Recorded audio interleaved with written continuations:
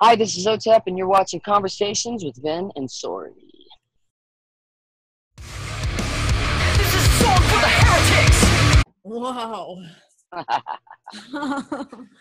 Okay, I see your statement at the beginning when you introduced yourself. Yeah. Well, you guys know, obviously by that video that I'm a huge, huge Resident Chump supporter. What's happening, Bill? We go. I told you, you're the technical one. I don't know what I'm doing. Whoa, dude. So you saw the other review, so we're gonna jump into lyrics. Cool. Those are my favorite part because I write them. So yeah. You know, the first ever song I heard from you was Warhead. I think is the name of the song. Lights of Defiance. And so it was pretty crazy because that was during the whole Iraq War, Bush, all that. That was during the George W. Bush years. And when I wrote that song, I got booed in my own shows about it because people were saying that I didn't support the troops, which is completely impossible because I grew up in a military family. I grew up in law enforcement, that's apparent, I'm sure, but with a law enforcement family. But what I tried to explain to them is this is the exact reason why I wrote the song, right? Because I do support the troops, and we're sending them into the wrong war, right? And then that was like 2004. Around 2005, next time we played it, there was like half cheers, half jeers. 2006 came around, it was all cheers. 2007, 2008, all cheers. Now we don't play it because, he's in retirement and new issues. But new issues, yeah. But now people still scream for that song. So when Resident Chump, as I like to call him, or Trader Trump, or Donnie Little Hands, or Diaper Don, I got a bunch of names for this school. I felt that it was time to address another inept, know nothing who somehow got selected to sit in a chair and fart in the Oval Office. Well, what's interesting when you just described the reception of that song, Warhead, at the time, we were, I was, because you didn't listen to any of this stuff. At the time, I was entrenched in evangelicalism. And so, how that goes with republicanism and, sure. People who supposedly follow Jesus but are like pro-war, which now doesn't make any fucking sense to me. But back then, of course. Well, yeah. I mean, after 9/11, I was not a Bush fan ever. I studied a little bit about what he was trying to do when he was governor of the state of Texas, and in the state of Texas, the lieutenant governor actually has more power than the governor. So, and the lieutenant governor was a Democrat at the time when he was governor of Texas. So, he had really no real legislative experience whatsoever. And then it came down to the whole Supreme Court selecting Al Gore over. Even though Al Gore, again, won the popular vote, it came down to the hanging chads in Florida, all that nonsense that we had to deal with.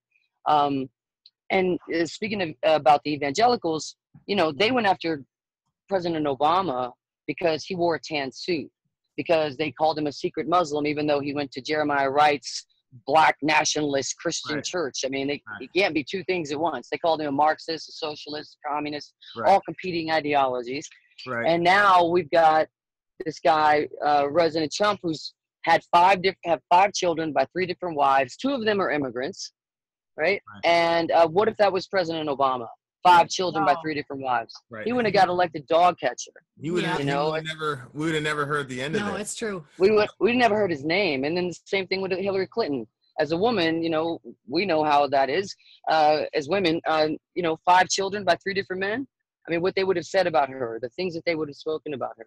So the fact that the evangelicals now are saying that they're giving him a mulligan, which is a golf term, so we know what area of, what kind of people they're speaking to, and what economic status they're speaking to, is hypocritical, because I'd like for them to tell me where in the Gospels it says it's okay for you to commit adultery and cheat on all 3 of your wives, including the current one with a porn star and a Playboy bunny. And and Sorry. that goes directly into what you were talking about. But the So here I am entrenched in, and I just went along with the party line, whatever. And I usually don't do that, but it's war and whatever. And then I heard Warhead for the first time, and initially I was like, "What the fuck is this?"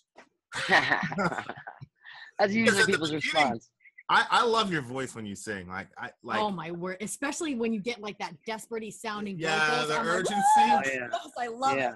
So I'm hearing, Thank he lied, Dave died, Yeah. this is terrifying. I'm like, wait a second. He's talking about Bush. Fuck this shit. She hates America. Yeah. But then That was the response, man. You know, then that I was would, it. like, secretly listen to it again, and then secretly listen to it again, and do I need a gas mask? And I'm like, well, what if she's right about this shit? And that's literally like it was that, and then Mosh from Eminem, right? Yeah. Yep. And it was like, I actually want to ask you this question. It's a serious question. Mm-hmm. So unless I listened to Warhead and then Mosh, I wouldn't have known that there was this fucking controversial war where some estimates say we killed 1 million cities, and like you wouldn't have known it. But like if you listen to music from like the 60s, right? Everybody and their mother had to have a song or two about Vietnam. What was going on? So like I want to push on you as an artist a little bit and say, what was going on during that period? Because everybody in the metal community seemed to be generally against the war or whatever, but why weren't more Warhead / Mosh type songs there? Because to me, those are the best songs, period. Yeah. Well, I'll tell you, we played Ozfest that year, 2004. Okay. And I had some of, I'm friends with a lot of the big bands, and a lot of the singers would come to me and say, "Hey, why did you write that song? It's so controversial. You're going to divide your audience." And I said, I don't care. I'm not here to be popular. I'm not. Much respect to entertainers. We need that. We need Cirque du Soleil, and we need people to, I guess, to sing popular songs to make people happy. But for me, this was about our nation. It wasn't just about my career. It was about sending young men and women to fight in a war that we had no business being in. Iraq did not attack us on 9/11. And speaking of which, after September 11 happened, though I was not a Bush supporter at all, I believed at that point tribalism ended. We all became Americans at that point. If he would have said, "I'm going to drop a nuclear weapon on Afghanistan because the Taliban is hiding Osama bin Laden," I would have been like, bravo, leave it a big giant glowing, piece of glass so for all to see, because we dropped 2 nuclear weapons during World War II on Japan after they bombed Pearl Harbor, and they didn't. And that was on a military site, not a civilian site. So at first, I was all for him, engaging in some type of retribution for what happened to us. But then he's like, "Well, we're going into Iraq, and why?" So for me, it was about speaking out for those soldiers, and I can't tell you how many soldiers would come to our shows. And they would tell me how grateful they were that I was actually speaking out, because they're not allowed to. In fact, I was on the bus after a show once, and someone came in and said, "Hey, someone wants to buy your banner, your merch banner, and it's just a little like 2x4 banner. It's a small little banner, and they want to pay $500 for it." And I was like, "I sell it. Who cares? We'll get another one." And then they want you to sign it. So I came off the bus. I come out, and it's a young woman and a young man, and they're both wearing just white t-shirts and the tan camo fatigues. And I said, "Are you guys in the military?" And they said, "Yes. We just got back from Iraq and Afghanistan." And I said, "And you guys bought the banner?" And they said, "Yes." And I was like, "Oh." And I gave them their money back. I gave them the banner, and I said, "You guys keep it." And then they thanked me for that. And then the young woman said to me, she goes, and this is before Don't Ask, Don't Tell was repealed. So she told me, she said, "I just want to let you know that we're both gay, and we have to pretend that we're boyfriend and girlfriend over there so that we can serve." And we are re-enlisting, even though we don't agree with the war. We have to be in the closet. And I said, "Well, why are you going back?" And they said, "Because our friends are there." because we can't leave our friends behind, because they were losing their friends to IEDs, and people are coming back, and that's the reason why I take such issue with old men who've never fought in a war sending young men and women off to fight wars, because that war in Iraq and Afghanistan is much respect to the soldiers who put their lives on the line for us. They did their duty. They were true to their oath. But some of them are amputees. Some of them have the invisible amputee of PTSD and will never be the same. Meanwhile, George Bush is living off in some country club, living out the rest of his days happy. Yeah, and he's these smiling. men, Every picture I see of Bush, he's smiling, very happy, as if like. yeah. When he was in the military, he got his rich daddy to put him off, and during Vietnam, he went and served in the Champagne Corps, so he was polishing hubcaps in Texas, on an airfield in Texas somewhere, while while people were being drafted to go over and fight in the jungles.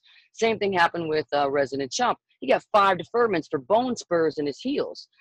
That means 5 young men took his place, mostly poor, I'm sure, took his place to go fight over there when he didn't have the courage to do it. And here he is, talking all this shit about how he knows more than the generals and how he was going to kill ISIS in 100 days and all these other things that he says.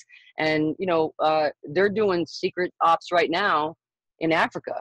And the first one that didn't make hardly any news was that where we sent these 4 troops in, and 3 of them got out alive. They left 1 behind, which we're never supposed to leave anybody behind. And unfortunately, and they were only saved, I think, because of a French military helicopter was flying nearby, and they weren't allowed to engage the enemy. So they just lowered down until they got close enough to the ground to scare those insurgents, those terrorists, or whatever you want to call them, away. And they found that young man's body weeks later, I think, and he'd been, they'd mutilated him and all these horrible things. And he had a young wife, he had a baby, and they wouldn't even let her see his body. Yeah, he got. And so you remember that one? No. We were tracking that one as a black dude. Oh, yep.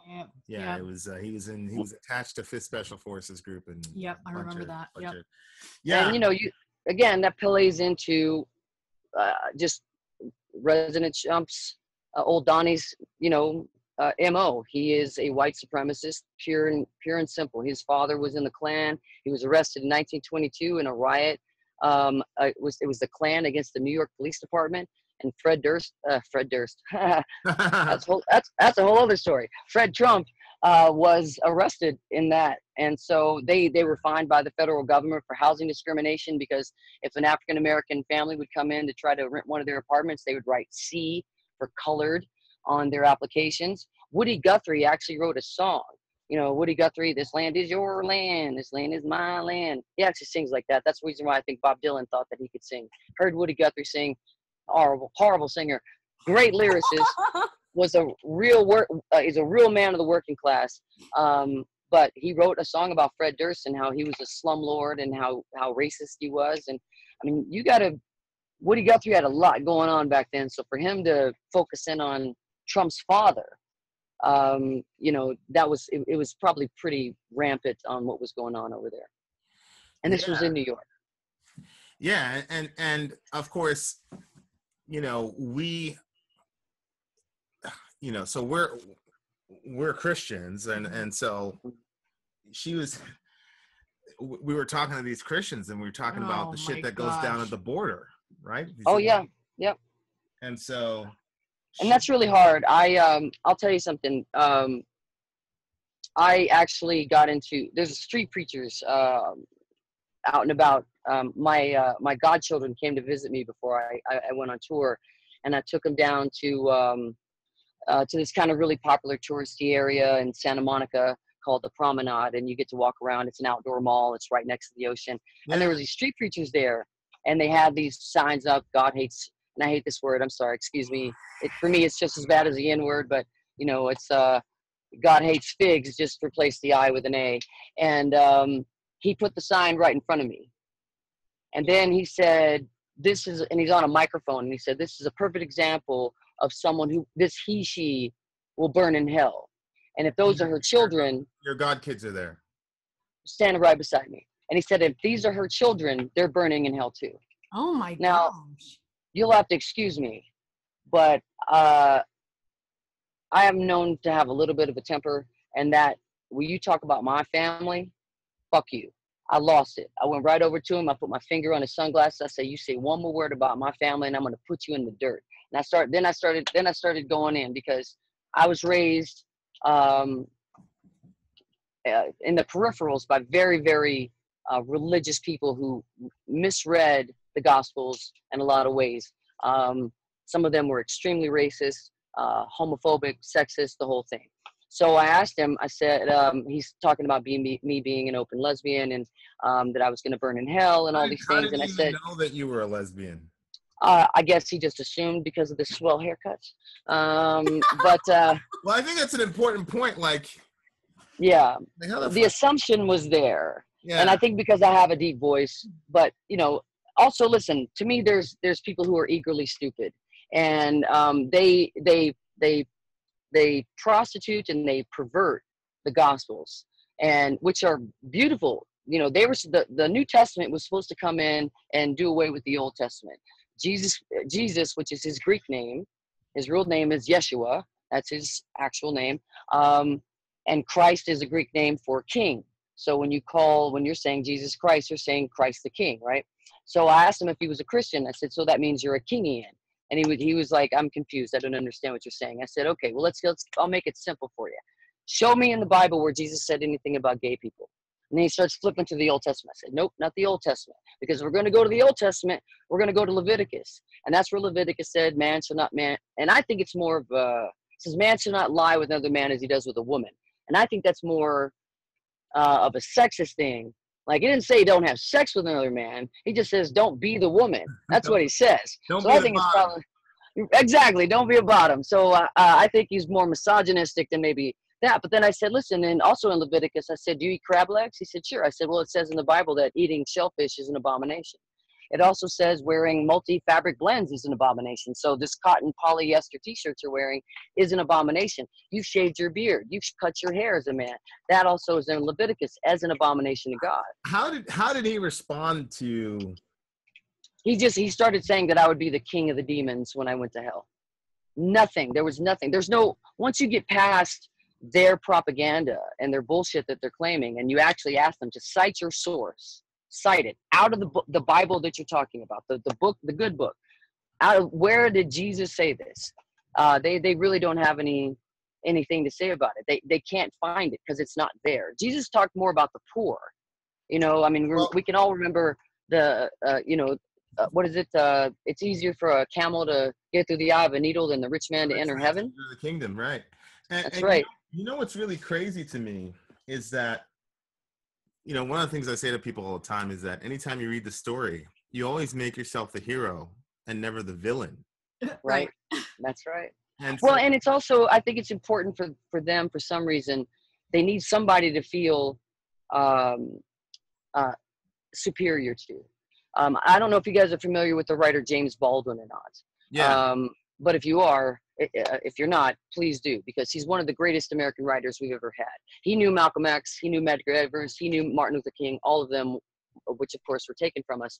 And as he was getting closer to his death, James Baldwin wrote this book called I Am Not Your Negro.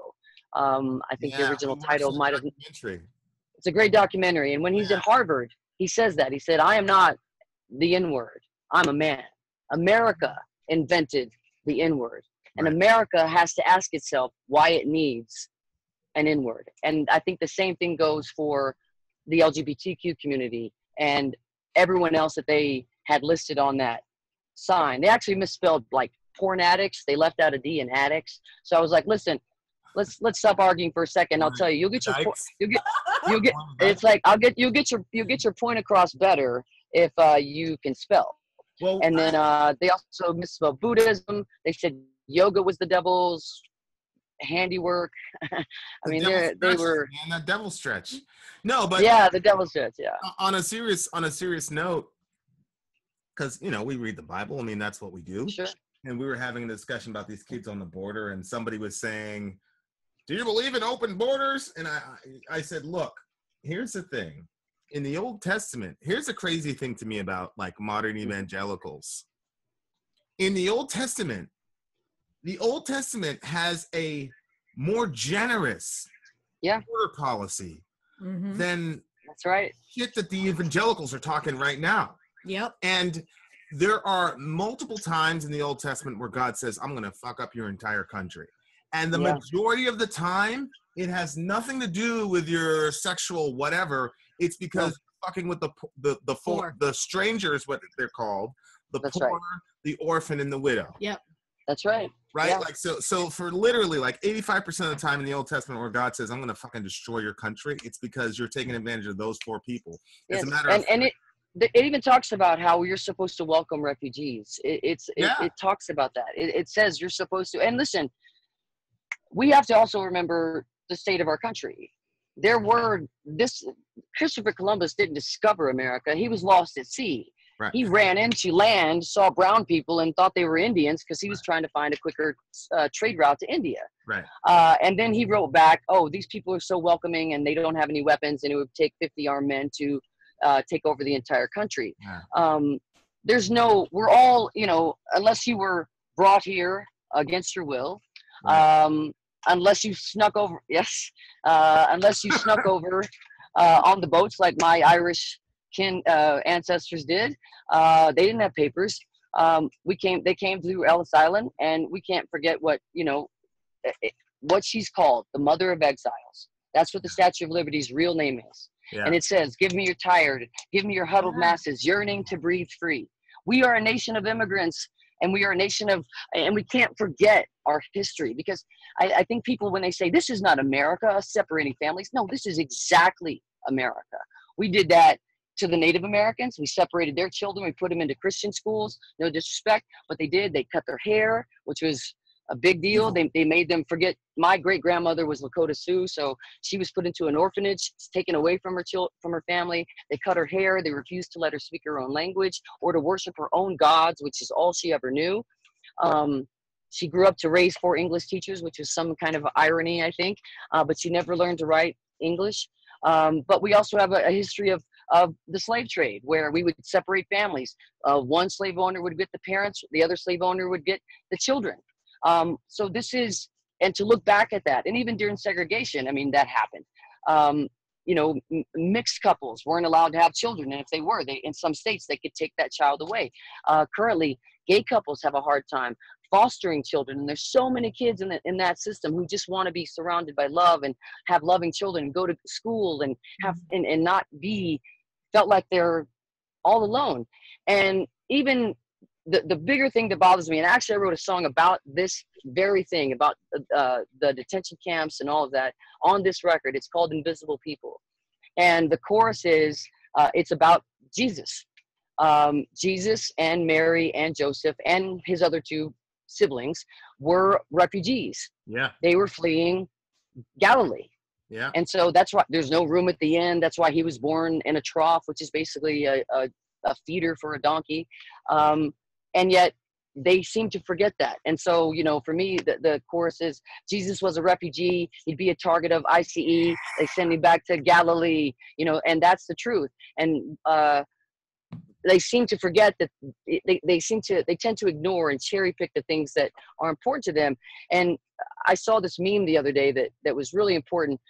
So we've got, Donnie Littlefingers up there saying Mexico's sending their rapists and murderers and all this other stuff to us, but maybe some good people too.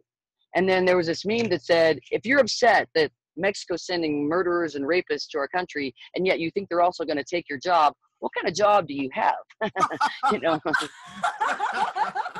fucked up. Did you secretly write that, Otep? Maybe I started that. You never know.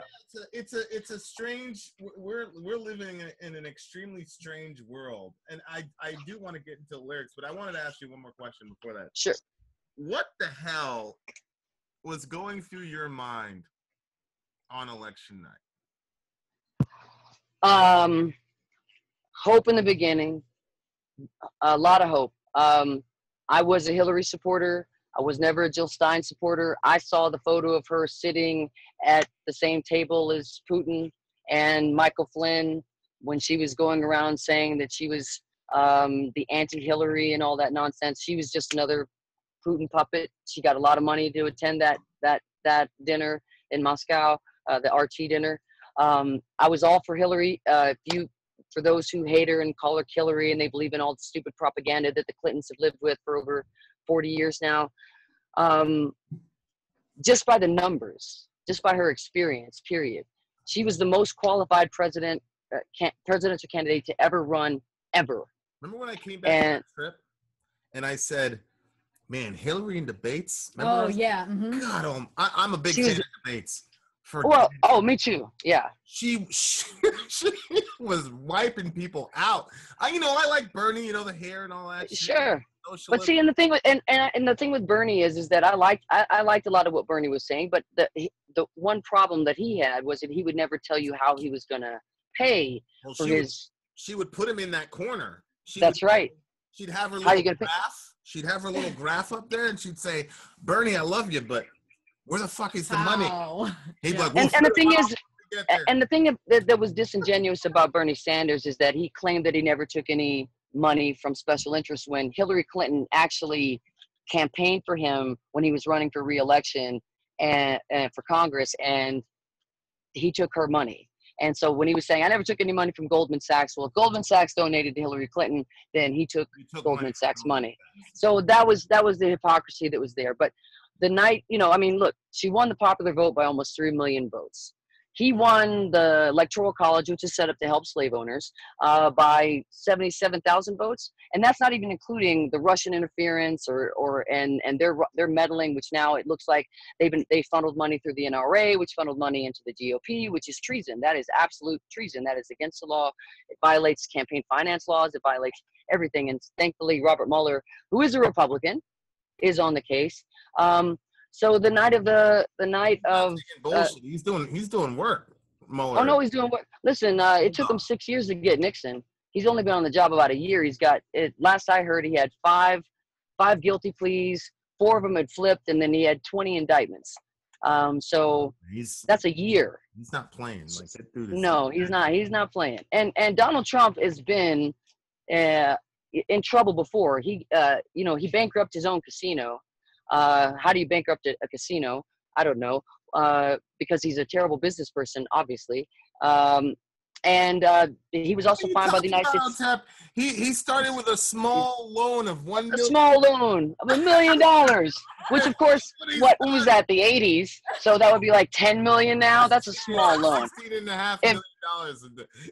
If there's anybody out there that would like to give me a small loan of $1 million, feel free to send it right over. Patreon.com. Yeah. Yeah. Make it payable to cash. But he was fined by the United States government for laundering Russian mafia money through his casino, and that was back in the 90s. So he's had a long history of this. And after he went bankrupt 11 times, the U.S. banks wouldn't loan him to him anymore, and that's the reason why he had to go outside the country, and that's why he owes China, the Emirates, and he owes Russian banks as well, and that's the reason why he won't who insults Angela Merkel, who is like someone you should be looking up to. He insults her, but he praises Putin. He praises Kim Jong-un. Germany. A week after, I think, their summit, Kim Jong-un had one of his commanders, military commanders, who he thought disrespected him, shot 90 times. And this is someone that Trump thought he said he's a great guy. We had great chemistry. He speaks well. Okay. Did you see that thing where they were backstage and he was talking about, Kim Jong-un, this is a dude that feeds people dogs and all that shit. Yeah. Yeah. So Trump said, and rats. It was him and this other guy. I forgot who the other guy was. And Trump goes, yeah, when he speaks, his people listen to him. And I want my people to listen to me like that. That's right. It was Fox. It was Fox. He was talking. I think he was talking to a Fox News correspondent, and he said, when Kim Jong-un speaks, his people sit down and they listen. silently. And that's what I want my people to do. Whoa. So so he has no capacity to understand that we have three equal branches of government. There's no king. We're not a monarchy. America's based on an idea that we're supposed to move towards our promised capacity. We're all are created equal, and we're still working towards that. And it felt like that under the Obama years. Obama was not a perfect president. I had many issues with him, but not as many as I did with Bush or Trump or Nixon or any of these other failures. So when I saw that he was losing, I knew something was up. The same way that when Gore won the popular vote and was selected and Bush was selected by the Supreme Court, I knew something was up. There was something nefarious up, and now we're finding out that they may have hacked the electronic voting machines. It's very simple to do, to put a line of malware, just a little code in there. I mean, it's some of the seals are broken, and nobody investigated it. And that's probably the most difficult part for me, is that, I think it was Hunter S. Thompson who said, democracy is a delicate thing. If we don't exercise it, it will go away. Right. So it's up to us as citizens to remember that this is our nation. And we fought long and hard. Women didn't get the right to vote in this country till the 1920s. Some freed black male slaves had the right to vote before women did, but not free female slaves didn't have the right to vote in this country. And again, when you had the right to vote as a black, it was 3/5. They would lynch your ass if you. That's right. Voted for the and they're still doing that. I mean, they're not. I mean, lynching. The last legal lynching in this country occurred in 1971, I think. Yeah. It was legal to lynch an African American if he looked at a white woman. It was legal to lynch them if they spoke out of turn or didn't move off the sidewalk if white people were walking down. And I think that it's not like, when I say those things, and then again, I'm paraphrasing James Baldwin. I'm probably just destroying his quote, but it is, I love my country so much that I have the right to criticize it, and Mark Twain says it: loyalty to country always, loyalty to government when it's deserved. Right. And so we have to remember that we have, this is no longer a spectator sport. This is I think the most peril our democracy's been in modern times. And you were talking earlier about artists not speaking out. And I think that a lot of people who don't watch the news, like me, I'm a news junkie. I'm a wonk. I love news. I watch it. Yeah. And I love history and I love politics. Why I'm a singer, I don't know. But, because it's fun. That's why. You're literally the only person who should be a singer. Like, I think. No, I'm serious, but no, I'm that's why I wanted to push on you a little bit as an artist, because it seems, so Charles Barkley had this famous statement, and Michael Jordan. It's during the 80s, and people were like, he'd cuss on the floor and all this, and he'd basically say, I'm not your role model. Yep. You had Michael Jordan, and people were trying to get Michael Jordan into some civil rights things, and they were trying to get him to comment on the LA riots and Rodney King. And Jordan has this famous statement, and he said, well, Republicans buy Nikes too. That's right. I remember that. Yep. And so it's like, whoa, dude, like, whoa. Right. So there's some people who self-consciously say, I have this influence, whatever your understanding of meaning is. Like, I personally believe God has a call on your life, right? And so whatever it is, like, you get handed this influence, and you get handed, X amount of minutes in front of a group of people. And it seems like the majority of people are saying, I will exchange that for money if you, but it seems, it seems like you, though, even the My Confession song, you said, follow me. I think I was doing my little stocky, research on you. It's like, be brave with me or be brave with it. It seems like you have embraced, since even when we were looking at that deaf poetry thing, it seems just like you've embraced the idea that you're supposed to be a leader. Oh yeah, I know what you're talking about. Yep. Well, I don't know if I don't know if I see myself as necessarily a leader, but I think that if there's a vacuum, you know, I think that I have the right. I'm a citizen of this country. I love my country. I have the right, just like anybody else under the First Amendment, to speak out against my country when I feel like that it is attacking marginalized communities, or it's you know, being unjust. You know, in this world, apartheid was legal. Was that justice?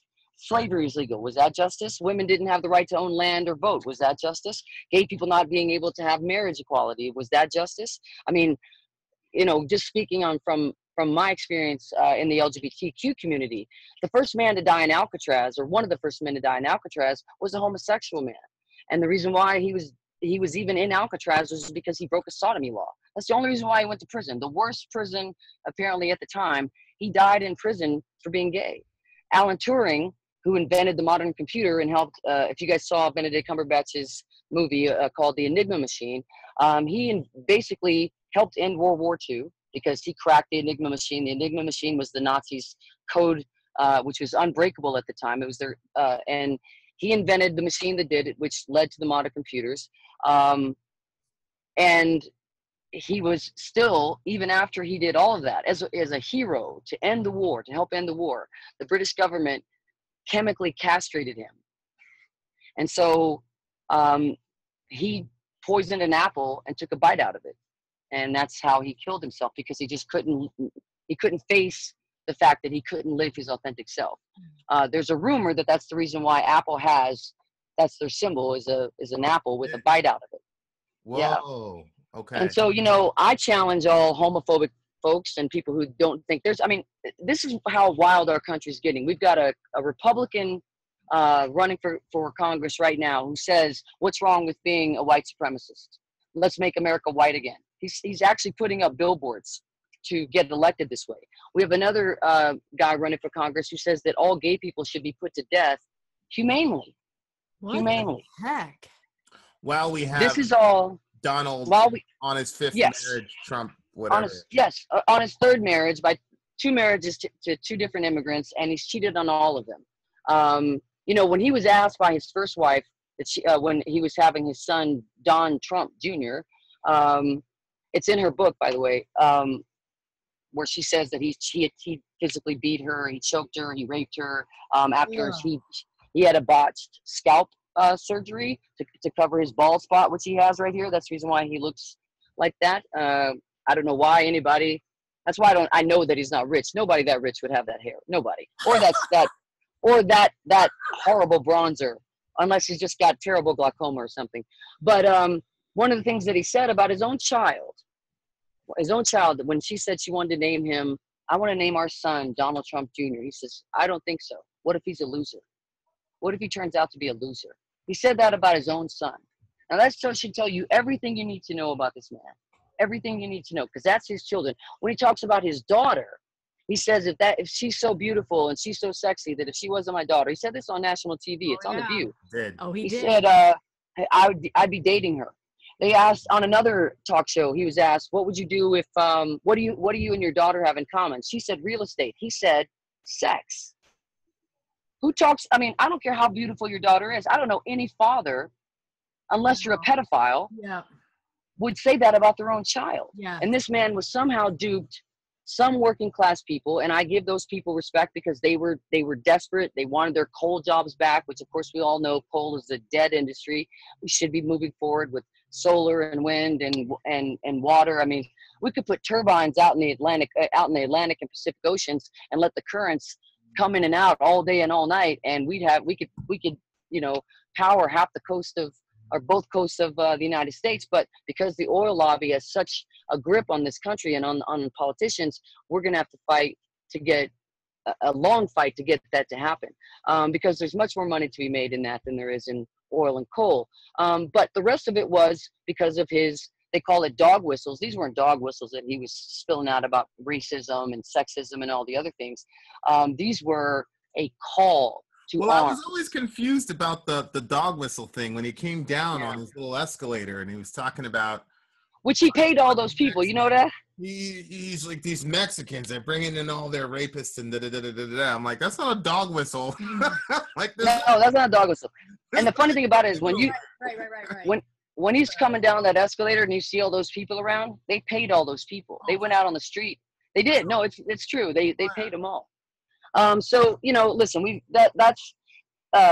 it was a really difficult. Just being, you said earlier that I was a leader, and in some respects, I know that I feel like I speak for the working class because that's what I come from. I come from poverty. My mom worked 3 jobs just to make sure that we could. She made sure that we read every summer. We had to read books, which sucked, but now I'm so glad that she did because it helped me now as an adult. But it's difficult, and it's very lonely sometimes to take a side, to take a side and say the line is drawn. You're either with us or you're against us, or you're either a patriot or you're a traitor, and that's it. I mean, just on the 4th of July, Alex Jones, who we all know is fucking completely bonkers, he believes lizard people, goblins, and the Infowars, kind of, call a guy goblin. He was chasing down Bernie at the airport. Yes. He says that lizard people have taken on human skins and they're in Congress. Reptilians, right now. Obviously. Yes, the well, obviously. I mean, yeah. No, he's not. I don't know if he's joking. I don't know if he's serious. No, he's a charlatan. He's 100% serious because in between all of that garbage he speaks, he sells his own potent. Like he has all these this is deer antlers juice that you can take. It'll make you more masculine and all this other stuff. And he accused Barack Obama of putting chemicals in the water to make frogs homosexual. I swear he did. He did. And so on July 2nd or 3rd, he put out a tweet that said that the liberals were going to start the second civil war on July 4th. And he got lampooned and just bashed up by the internet so fast. People were writing letters, like they were actually acting like it was happening. And they were writing letters from the front and they were like, we're stuck in a Walgreens and, food is running out. We pushed the red hats back into the corners. And then one said, General Obama visit us today. And when I saluted and I said, thank you, General Obama, for your leadership, she said, call me Michelle. And I just love that, right? Because that's who, Michelle Obama would be leading that. But we just, we're entering a phase where he's following the tyrant and the autocrat playbook. First thing you do, what do? You villainize somebody else. You dehumanize them. And he's done that. Hispanics, Muslims. He's moving on to African Americans now and the LGBT community, thanks to fucking Mike Pence, who can, he can take all that. And Mike Pence, when he was governor of Indiana, wanted to make it legal for clinics where you could take your children and have them electrocuted in order to get the gay out of them. Yeah, electroshock therapy. Oh my gosh. Yeah, so these are kids, these are minors. Oh my. Yeah. God. So if you saw your son or your daughter playing with non-gender related, He used to play with dolls. He used to play with Barbie. Yeah, I have a ton of. We're Irish, so I had a shit ton of brothers. So we would all play with whatever was around, whatever toy was around. Now, if my parents were super zealots like that, and they saw that, and I think when I came out, my parents were like, yeah, we know. What do you? It's no surprise to us to go live your life. But if they didn't know that and they wanted to do that under Mike Pence, if he would have got that legislation passed, they could have taken me into that clinic and electroshock therapy me. And these are children. That is sick. That is so sick. He's the vice president of the United States. I want to go back to something you said because it's important. We talked about, so we have these meetings with our people in our village. Mm-hmm. And so somebody again brought up the border thing and they kept saying illegals, and even people defending them were saying illegals. And I said, guys, the minute you take a group of people and then start renaming them a pejorative term, that's right. Trouble. Yep. Because if you go to Nazi Germany, they were Untermenschen, subhuman, underhumans, right? That's right. The term nigger, it doesn't mean anything to me because I had a pretty arrogant Jamaican mother who made me read Marcus Garvey and all that shit. All right on, man. I Yeah. felt like I was like floating. And who are these people saying this shit? Yeah, to people me? say it to him, and he's like not affected at all. I'm like, what? I get so Yeah. She He's gets like, chill. I'm like, oh. so I said, look, you know, you had Untermenschen in Germany, we had nigger in Alabama, and that immediately puts you in a situation where you can. So you start even in defending people, Sure. calling them illegals. It's kind of like Tom Sawyer when he had this buddy Nigger Jim. Yeah. And Tom didn't mean anything by it, but that's when you're successful. Mm-hmm. When the people friendly to you are calling you this dehumanizing term, then the powers that be are successful. So when you start calling these people illegals, and now their entire identity is subsumed in this pejorative mindset. They're wrapped up in this idea that they don't belong here. They're illegal, and that's what and they're not like us, which they are. They are exactly like us, because at one time, for my people, the Irish, there was a time when there were signs up that said no dogs, no Irish. Right.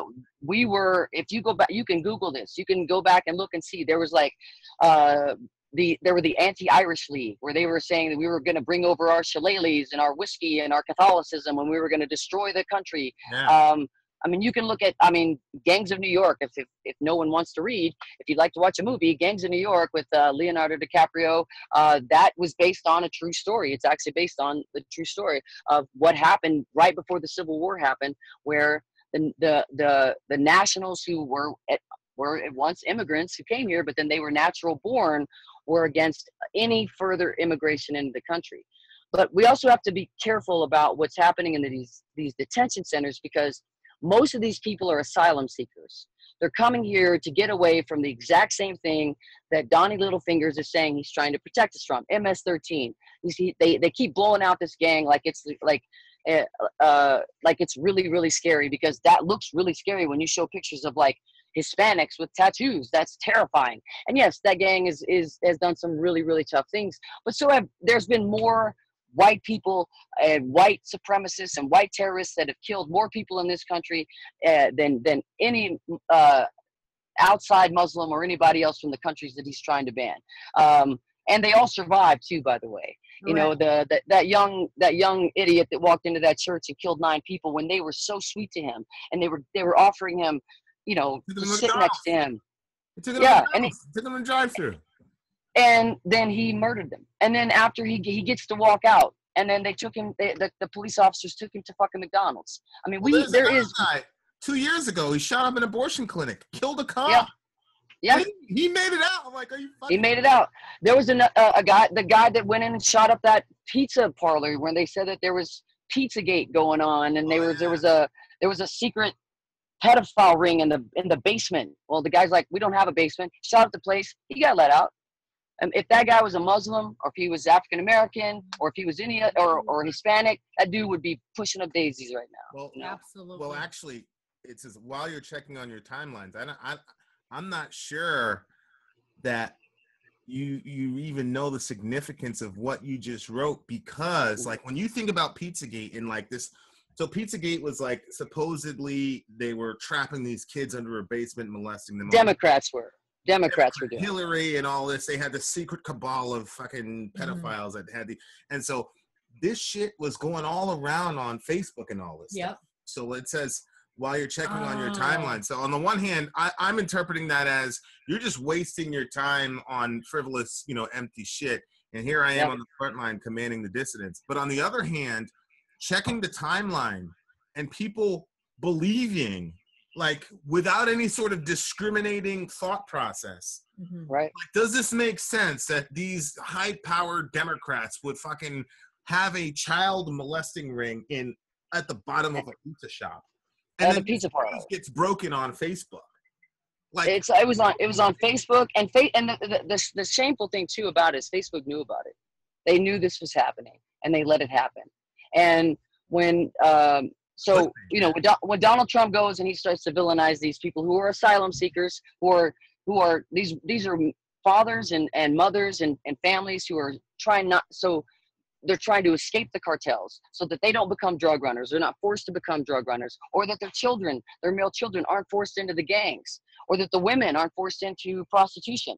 They're trying to come to the land of the free, man. Girls. This is fucking America. The We're supposed to girls take, not getting yes, little girls. and I have family in law enforcement, like yeah, law enforcement, and I literally had, because I knew I was talking to you, I literally had this discussion, and he's like, women. He's like, girls, man.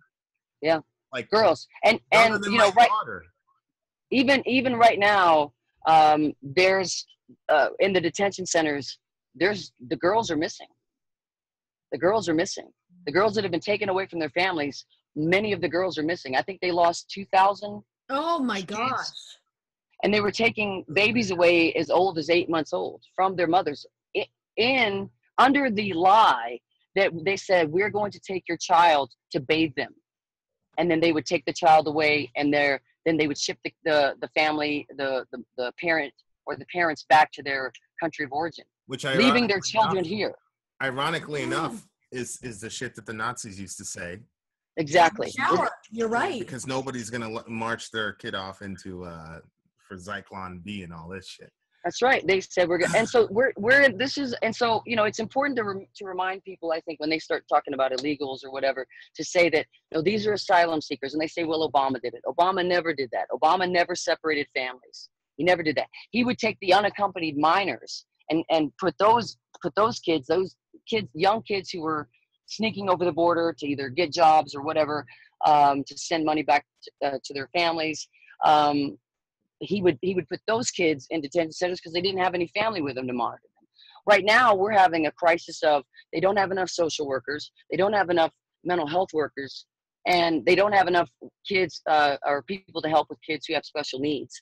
And the Trump regime has nothing in place for this. This was just, I truly believe that this orange colostomy bag has waited his whole fucking 72 years on this earth to be cruel. I think he's felt like he's weak, because his brother was his dad's favorite, but his brother died at 31 from alcoholism. He drank himself to death. So he was never like the sparkle in his father's eye. So I think that he's been waiting his whole life to be cruel, his whole life to get some payback. And now he's got it, because we got a spineless Republican majority Congress who won't do anything to hold this man accountable. He's clearly probably one of the most insecure leaders we've ever had in recent. Oh, who talks about himself like that? I mean, I've known some narcissists. I mean, I'm around musicians, so I know narcissists very well. I'm also live in LA, so I know a lot of actors and producers and directors. I know a lot of narcissists. I've never known anybody to talk about themselves this much, ever. Like how great he is and how rich he is and all these things. Next level shit. Yeah. And the thing is too, is like this song, you know, To the Gallows, part of it is because that's what we used to do to traitors. And I believe that Donald Trump is an absolute traitor. I believe he committed treason in this country. And that's what we used to do. We used to march him right to the gallows.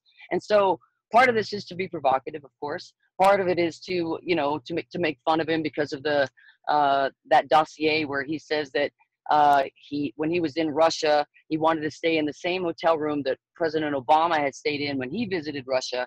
And he had Putin send a couple of young Russian prostitutes to his room where they urinated on him. And that's what's called the P-tape. And so that's why, I know, hey, if that's your thing, you like to get nicturated upon, that's all right. But at the same time, if you're doing it inside of a Russian hotel that's probably got a camera, that means that you are now up to Russian blackmail. And every CIA operative who's talked about, who's now retired and gone on, has said that Donald Trump is absolutely, he's playing out these Russian measures that are used, even by some people who are too stupid to know that they're being used, as agents for the Russian government. He's breaking up our allies. He's trying to take us out of NATO. He wants Russia put back into it's G7. He wants it back in the G8 now. Why? Well, that's actually one of the things that got missed in a lot of the debates, was that Hillary was very hawkish when it came to Putin. Yes. Her rhetoric was extremely sharp when it came to Putin, and Trump was like, hey, Mhm. Putin's not Yep. that bad of a guy. And, Yep. and Well, of course, all you that know, got missed in the whole. well, and also because what people misunderstood too is that she wanted to put no-fly zones in Syria, so that we wouldn't have this giant refugee crisis that everyone was complaining about. So if you have no-fly zones, which means you can't bomb civilians in Syria, that the United States military will shoot your fucking ass out of the sky, especially those 80s era MiGs that the Russians are still flying.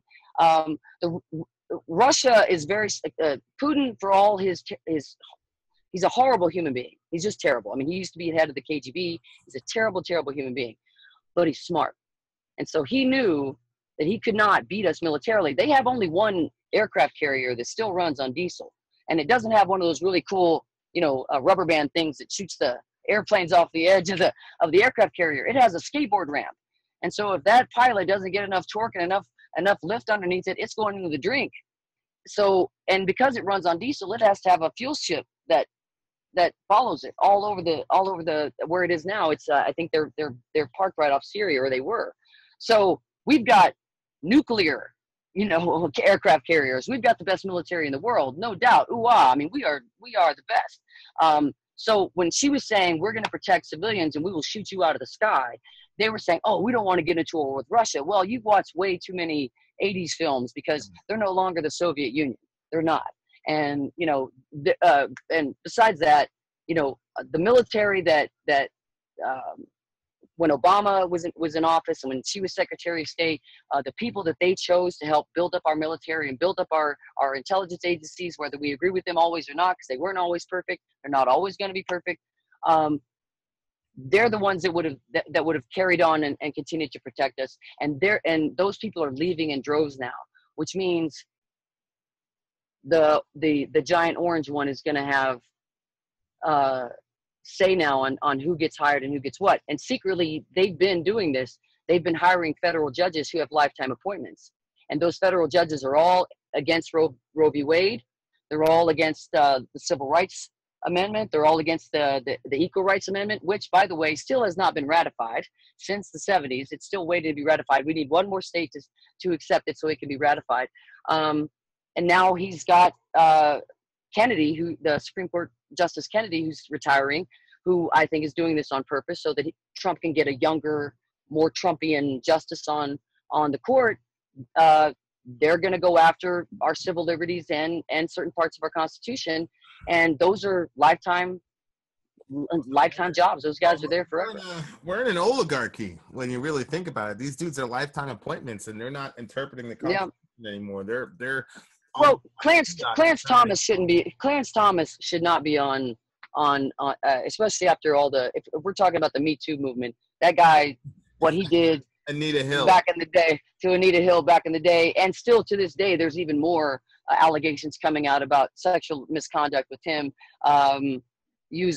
Looking at porn and stuff while he's supposed to be hearing cases and all that. So he's a real. He's a piece of work. This guy. Huh? Yeah. And see, that's what everyone was like. They were like, hey, so what was he was a Reagan appointee, I think, right? I think. But these are the things that we have to be. It's like because it's so easy in this country to like, oh, I don't want to go vote, or I'm not going to show up, or I'm just going to listen to what everybody else is going to do, or just watch TV, or I'm just going to tweet about it, or I'm just going to put it on Facebook about it. I'm going to say Trump's a terrible person, and that's it. We can post that all day. It's not going to do anything unless we vote. If we don't take back Congress in November, then we're in big trouble unless Robert Mueller's investigation really comes into fruition. Go ahead. I'm going to talk about a line real quick, and I want you to talk about it a little bit.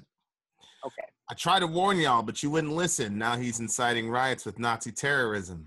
But we ain't afraid of his evangelism. The cult of 45 is mentally deficient. It took me a while to figure out Cult 45. I was like, fuck. Oh, okay. It's funny because one guy came at me, I did an interview with, and he's like, so you don't like guns? And because he thought it meant the Colt 45, the pistol, the handgun. And I was like, no, I'm a 2A liberal. I own guns. I grew up in a military family and a law enforcement family. So, of course, I was taught how to shoot, how to take care of weapons. But no, it's not about the drink either. Not that I would know anything about that. Colt 45 yeah. I don't drink anymore, but back like, in my honestly, Otep, young like, you're an honorary sister. Like, if you ever thank go to you, the brother. hood, you gotta pass on. Thank you, brother. Well, that's, I was lucky. I mean, I guess, when I was younger and we grew up in really impoverished neighborhoods, and I was surrounded by, it was very multicultural. So I felt very lucky now, especially to have seen the difference in the way that, when I was hanging out with my friends, and they weren't Irish. They were either Hispanic or African American. When the cops would come up and say I had done something, I'd throw a rock through a window, or I was tagging a wall or something, I got to go home. They didn't. Yeah. So I saw that early on, and also because Los Angeles is a very strange place. One side of the street will be really poor, and then the other side of the street will be like across a bigger street will be another neighborhood, and that neighborhood's really, really wealthy, and they've got fences up, iron fences up to keep us out. So you'd see every Christmas, like, we'd have our shitty little, like, whatever we could afford at Kmart, out front, and then they would have these giant, enormous, Christmas lights, and they would all, you'd see the kids over there playing with all their Christmas gifts, and here we are, like, playing with one or two, or we're just outside playing tackle football in the street or whatever. So, I feel lucky in that regard, but the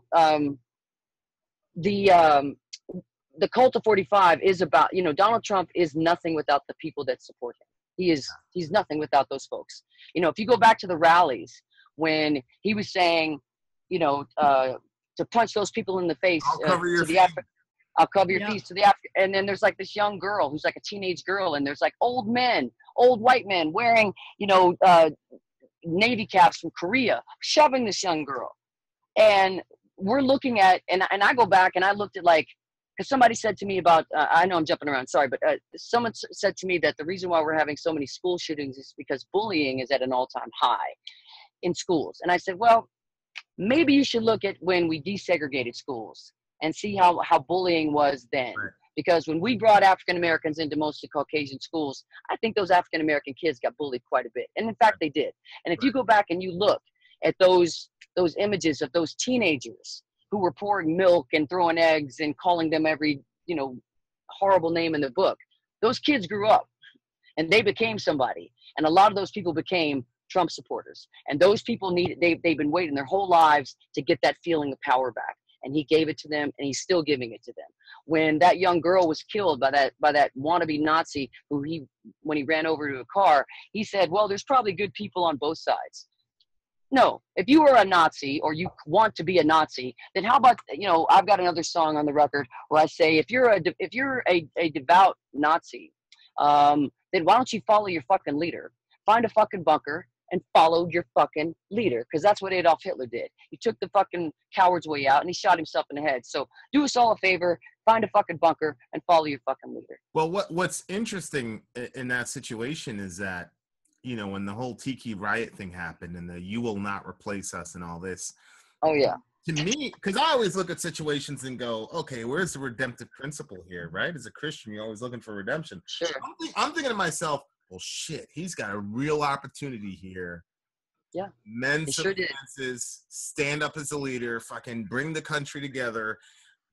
Even like subliminally tell the racist white people, okay, look, I'm in power now. Okay, we don't have to do this. Yeah, like, we don't have to do this stuff anymore. I got you back. Yeah, he could have said that. But he didn't. Like a bunch of subliminal shit he could have done. But he got on TV, and I'm not quoting him word for word, and I hate not quoting people verbatim, but he basically said, there are bad people on both sides. There are decent people on both sides. Yep. and the thing and that's ridiculous, because if you think that you are superior just because you have a melanin deficiency, then there's something mentally wrong with you. If you think that you're better than someone because they're ethnically Jewish or they believe in a different religion, then there's something mentally wrong with you. Yeah. And so again, even if we look back in history, Adolf Hitler wouldn't have approved of any of these people, because they're, first of all, most of these people aren't fucking German, and second of all, they're not the great race that he would want. I mean, most of them are like Aryans. Yeah, right. And none of these people are. If you're second, third, fourth generation American, You're not pure Yeah. anything. Mhm. And No. that's, like one of the things I was talking about a couple days ago is like one of our signature dishes in America is pizza. Mhm. Well, that's a fucking Italian dish. That's not. That's right. Yeah. But Well, it's I think- actually originally a Chinese dish that was brought back from Marco Polo. That's right. sorry. No, Just you remember. got it. You got it. It's like, but that's a beautiful thing. Like here you Yeah. have this, that says a lot to me because if you go to, I was born in Jamaica. If you're in Jamaica, I remember when my brother first got exposed to pizza. He goes, "What is this?" Because it wasn't our dish, right? But in America, Yeah. we have so many dishes. Tell me though, I don't know if you saw Michael Moore. Michael Moore did a special. I'm pretty sure it was right after or before. I think it was before, where he was basically pleading with the Rust Belt folks not to, because he could kind of feel it because he's from Yeah. there. Yeah. And it was basically him in a theater. Are you familiar with what I'm talking about? I am. He's I don't remember exactly, but I remember that. Yeah, he actually invited Trump supporters there Yes. as well. He wanted to talk, actually have a dialogue with them, right. and find out why they were drawn to him. And so these are not the tiki torch marching people. These are people who felt forgotten by the party. The Bruce Springsteen type of blue collar. But you know what's funny about that? Real quick, I don't want to interrupt. But I don't mean to interrupt. But "Born in the USA" is about as anti-Trump as you can get. Right. That song, if you actually read the lyrics, he's talking about the working class, and that's one thing that I really frustrates me, is that the working class we still are, but there used to be, the working class were the heroes of this nation. Right. I mean, I still have brothers who are in construction, and they'll drive, when I go visit them, they'll drive me by and they're like, "I did the frame on that house. I laid the brick on that house. I helped put the roof on that house." You know what? And they find honor in that. That's You know her why? dad. Because, my dad too. My dad too, and some other folks in my family, they're like, they take honor in that because people are going to raise their families there, and that they really take a lot of honor, and now we've seen all that taken away. I can blame it on the virus of the Kardashians if I wanted to, but it is that idea of reality TV, which is not reality, because the man who the Rust Belt folks elected was made famous mostly by saying, "You're fired." You're fired. How is he going to be a job creator when he got off on firing people? So these are people in middle America. Mills are closing, losing jobs, and so Obama was so progressive that they felt that he kind of left them behind, because the Democratic Party for the last 50 years was a party of like the working class man and woman. Sure. But Obama, well, a lot of that had to do with like the Republican governors who refused to take the Obama stimulus money. They were fighting Obamacare, but they were also fighting bringing the solar jobs and all those jobs into their states, which ended up hurting a lot of those folks. But then, of course, they blamed Obama for it instead of. Well, those Republican government, they knew what they were doing. Yeah, right? absolutely. And so anyway, Hillary, this is one of them. Did you watch the postmortem that Hillary's campaign managers had at Harvard? Oh. And no, I don't think I saw it. I don't think I saw it. It was Robbie Mook. He basically said, okay, that was a mistake, like not being there as much as we could have been. But basically, Trump basically convinced these people that he was going to get them their jobs back. And the irony is that his most famous phrase is, "You're fired. You're fired." You're fired. How the fuck? And now you've seen, like he said he was going to. People that you're going to create jobs when that's it's you talk big enough and people believe it. That's Goebbels. The bigger the lie, the more people will believe. But the other thing that it's funny because, which these working class folks who all love Harley Davidson, right? They all love Jack Daniels. Well, the Harley Davidson's company is now having to export jobs overseas because they're being hurt by Trump's policies. Yeah. Same thing with Jack Daniels. And it's like, these are the people that voted for you and you're hurting them. But yet, his core support for it, is in his base, which is very tiny, has now grown again. It started to shrink after that, but it started to grow again as soon as the detention camp started, because that gave them something to go, oh, he's fine. Because where's the wall, right? Mexico's going to pay for it. No, they're not. Never going to pay for it. Unless we're going to invade Mexico. They were never going to pay for it. That was a fucking lie. It was an absolute lie. And that's another thing that I thought that the media screwed up on. Even the MSNBC, the big liberal channel there, they would leave a little window open with 45 minutes just aimed at an empty podium, and Trump would come out and talk about his new golf course or his new hotel and then leave. So they were giving him free press for his hotels and for his golf courses, and he's violated the emollients clause right now because he's made, I think, over 100. I can't remember the exact number, but it's over $1 million while he's been in office. And again, if we had real Republicans in office, they would, they wouldn't stand for this. He called Ted Cruz's wife ugly and said that Ted Cruz's father helped assassinate JFK. Yeah. And then as soon as it's over, Ted Cruz is licking Donald Trump's loafers. And it's like, what kind of a coward are you, man? You insulted your wife, insulted your father. Yeah. And Ted Cruz's father was also a refugee, which also was always confusing to me, why we considered Cubans who came to this country refugees, but Mexicans who came to this country from Mexico, illegals. Yeah. Why? What's the difference there? Well, there's a huge voting bloc in Florida of Cubans, and that's why. That's exactly why. And that's why I think it's very important now that, and I think we're going to see it. We're seeing a more, when a guy comes on and he's being recorded now, he's saying it's a lie. When he's on being recorded saying that he can grab women by the genitals and they let you when they're a star. And all these other, and then he just goes right at him and all the things that he says. And that is the backlash on that we've seen now, is that there's more women running for office than in the history of America, and they're winning, and they're winning. The biggest march this country's ever seen. Yeah, that's right. In the Bronx and Queens. I probably went to school with her. Yeah. She didn't take any PAC money or anything. Ocasio-Cortez, no, she. Well, I mean, it's like what you were talking about in the song, because that's the biggest thing. One of the biggest things I've been complaining about is how just irresponsible we are with social media. And when I say irresponsible, I don't necessarily mean spreading fake news. I just mean posting just dumb shit. Mm-hmm. Like, yeah, well, but she used YouTube, Facebook, all that shit. She spent some money and shot a very good video. I don't know if you saw the one. She's on the train and all that. Oh, yes. It was great. And then she just did some viral posting, and it kept costs really low, but she used social media, in my opinion, the right way. Yeah. The right way. There is a right way to do it. The wrong way is what happened with the Russians and the fake news and InfoWars and all this other stuff, where people they want to believe in the most outrageous things because the simplest things are the hardest to believe. Yeah.